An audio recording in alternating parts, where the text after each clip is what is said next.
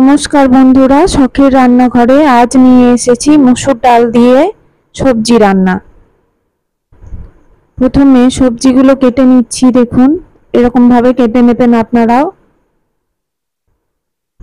সমস্ত সবজিগুলো এভাবে কেটে নিলাম। এরপর বেটে নিচ্ছি ভেজানো মুসুরির ডাল।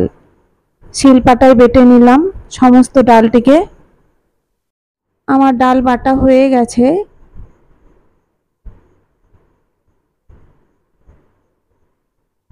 গ্যাসে বসিয়ে নিয়েছি কড়াই, দিয়ে দিলাম তেল। এবার ডালে লবণ হলুদ মাখিয়ে ভালো করে মাখিয়ে নিয়ে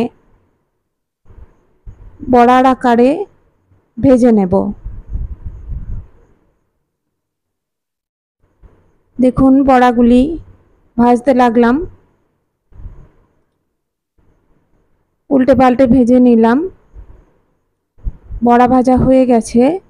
এবার কড়াইয়ে দিয়ে দিলাম জিরে ফোড়ন, সঙ্গে দিয়ে দিচ্ছি আলু ও পেঁয়াজ। পেঁয়াজ এবং আলু ভালোভাবে ভেজে নিচ্ছি। দিয়ে দিচ্ছি সবজিগুলি। সমস্ত সবজিগুলোকেই আমি দিয়ে দেব।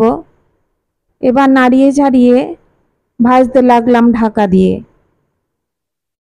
কিছুক্ষণ ভাজার পরে আমি দিয়ে দেব লবণ এবং হলুদ। লবণ হলুদ দিয়ে নেড়ে চেড়ে দিয়ে দেব আদা রসুন পেঁয়াজ বাটা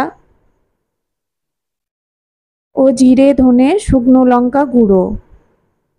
সমস্ত উপকরণগুলিকে এবার মিশিয়ে নেব।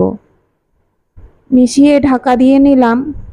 ঢাকা দিয়ে কষিয়ে নিয়ে জল দিয়ে দিলাম সেদ্ধ হওয়ার জন্য।